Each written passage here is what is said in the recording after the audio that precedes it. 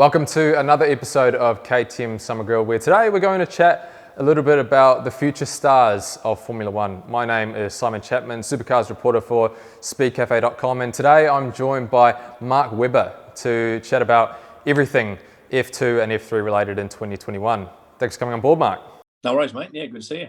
Hey, let's chat about the big talking point this year. Obviously, for Aussies who are following the junior Formula ladder, Oscar Piastri has had such a breakout year in 2021, obviously off the back of some great success in Formula Renault Euro Cup in 2018, and then obviously in 2019 in FIA Formula 3. So for a guy like Oscar who goes and wins the Formula 2 championship this year, it must be massively gutting for him not to get a Formula 1 drive in 2022. Yeah, I mean, obviously he's been on a phenomenal roll, as you just say, with the 3 championships on the bounce.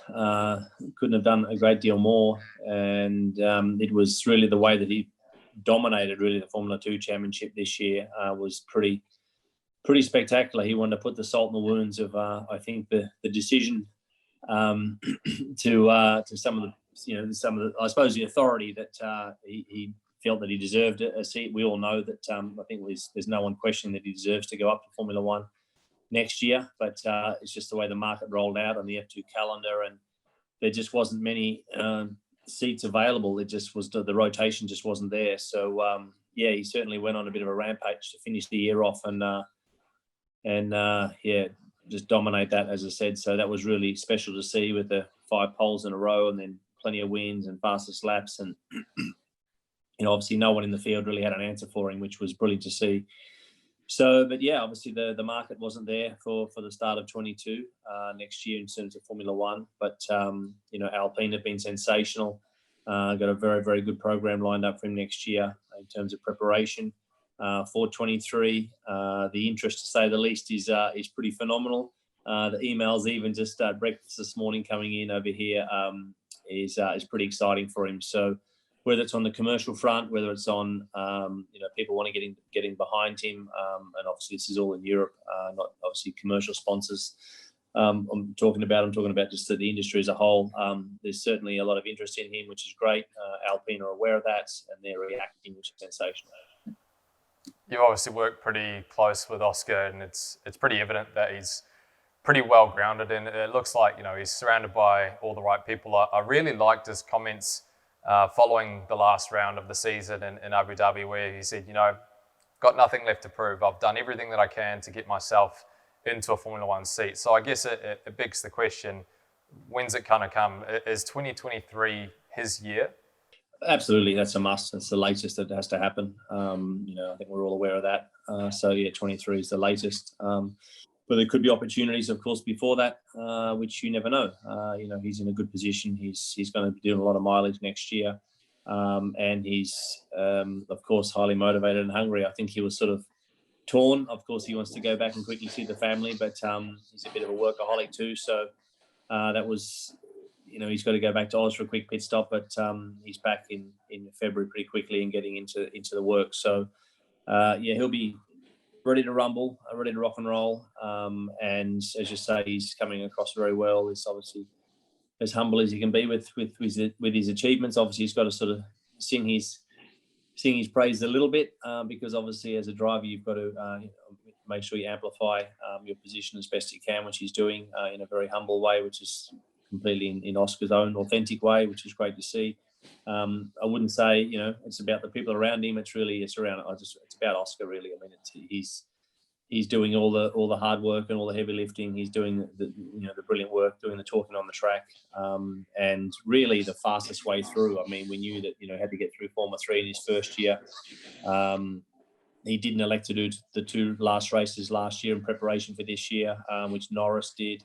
A few other people have done. So that was a decision that we decided to make it was again around funding and making sure the sponsorship was right, to focus on this year, which he's gone out and delivered that in very, very fast fashion, which is brilliant. Obviously he's got that tie to the Alpine Academy, the Alpine Formula 1 team.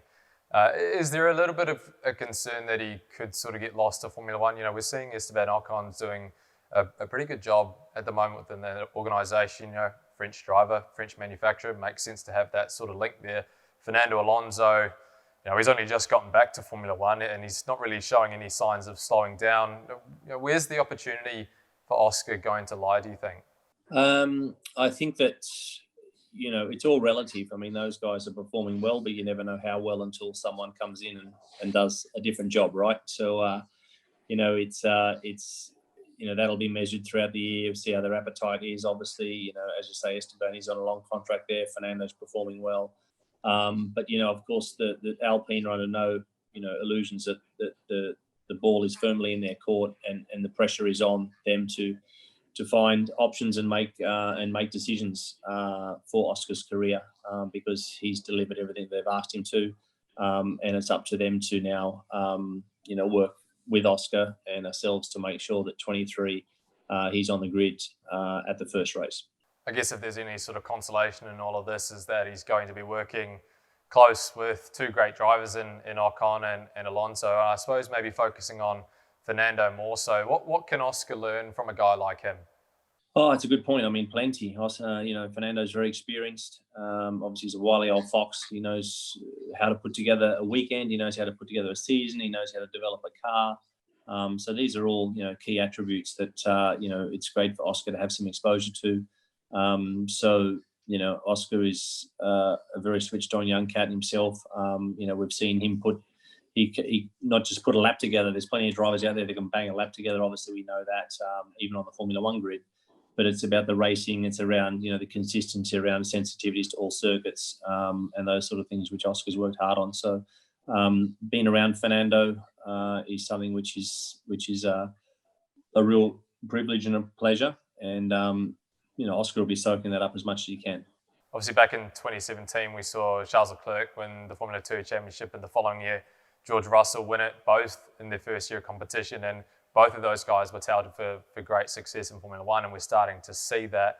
Obviously, Oscar's gone and done that in F2 this year. Is it sort of one of those things where it's just a matter of time before he graduates to the big leagues? Yeah, you would believe so. I mean, otherwise everyone in Formula 2 and Formula 3 are wasting their time. I mean, if you've got someone that goes through like Oscar did, what's the point of doing what he did if you don't ultimately graduate? So I think that it's a matter of, when, not if, not in an arrogant way, but it just has to be like that. If the system is working, and I know Stefano Domenicali is across that, he knows that Oscar absolutely should have the fruits of his success through the junior categories, and obviously Alpine and all the junior categories know that is something that needs to be addressed. So, Oscar should be and will be hopefully the first cab back off the rank when the market opens up. I want to just touch on a couple of other names too in sort of the F2 and F3 ranks. And one that stood out to me recently is young Jack Doohan, who's doing a lot of good things at the moment. He's sort of flown under the radar a little bit, I sort of feel. He's obviously tied to the Red Bull program. His first season in FIA Formula 3 wasn't spectacular, but this year has been really strong for Jack. And it was good to see him obviously finish second with Trident and then move up into Formula 2 for the final two rounds of the 2021 season. How do you rate Jack's sort of prospects for 2022 joining UNI Virtuosi? Yeah, that you've encapsulated that well. I think he was in a very average team in his first year in Formula 3, and I think we saw a different Jack this year. Not a different Jack, a Jack that could showcase what he's capable of when he drove this year for Trident, and did a very good job. Of course, in the wet races when the car, performance maybe against Prema is probably not quite as big, so he could make a difference there, which was good to see those good victories. And then obviously, very strong performance in Abu Dhabi, as you say, in Formula 2 in his first weekend out on a new track for everyone, of course, but he did very, very well with MP. They've got a tight little car, and he delivered some big laps there, and even didn't get to have a chance to do all of his running, to be honest, in that session with an issue. So I think that obviously goes in as one of the favourites next year, along with Lawson and probably Pourchaire, but ART really aren't firing at the moment. So Pourchaire's under a little bit of pressure from the team perspective there. But, the top teams, of course, are Virtuoso and Prema. And so Jack's in a fantastic position to capitalise on the momentum that, he's, doing the last few races this year was good for mileage. And now he can think about that over the winter and come out all guns blazing. It was a very good operation in Virtuosi, as you say. So, yeah, it'd be good to see how he goes. You touched on briefly there Liam Lawson. It felt like a very hit and miss 2021 for him. He had a great start at Monaco. He obviously won a race and then got disqualified in the other. It feels like maybe 2022 is the year where he really has to fire. And I wonder sort of whether this is sort of his make or break opportunity to, I guess, maybe make it into Formula One come 2023. What's sort of your read on Liam and what he's doing over there at Red Bull? Yeah, you're right. I mean, it wasn't the most consistent season, was it? But of course, he did 2 categories, which is helmet's way. But I think that the opportunity for him he needs to have a very, very, very strong year next year, winning a lot of races and trying to dominate his second season in Formula 2. To give that level of consistency. Again, there's a couple of fast laps in him. We know that. He races pretty hard, and he's had a lot of incidents on circuit as well. Bit of a magnet for those type of things. So hopefully he can tidy it all up. Seems like a good young kid, and see how he goes. Yeah, I think it's a really fascinating 2022 coming up. It's unfortunate, I guess, that we don't really get to see Oscar do much racing in 2022, but we're going to see another couple of young Aussies and Kiwis doing some great things overseas, I'm sure.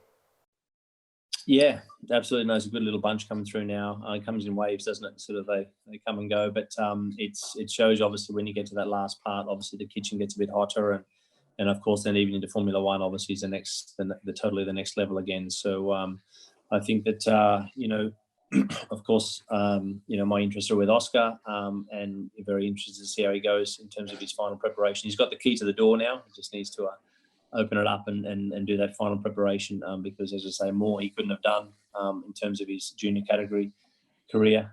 He's gone through there pretty quickly, and nearly too quickly for his own good. But he's very level-headed now and understands the patience involved for the next little period before something opens up in 23. Well, hopefully come this time next year, we'll be having a chat and talking about Oscar Piastri on the brink of making his Formula One debut. Mark, it's been a pleasure to have you on board. Really appreciate your time as always to give us some insight into the Junior Formula Series. No worries. Cheers, Simon. And thanks for KTM. Good shout out to you guys supporting the Summer Grill. So good stuff down there. Thanks, Mark. Well, that concludes all of our coverage on the Young Guns for this year. Stay tuned to speedcafe.com for more KTM Summer Grill. As part of this year's KTM Summer Grill, each week KTM is giving away the perfect summer beach pack, which includes an umbrella, cap, gym bag and key holder. To enter the draw, head to speedcafe.com or hit the link in the description below.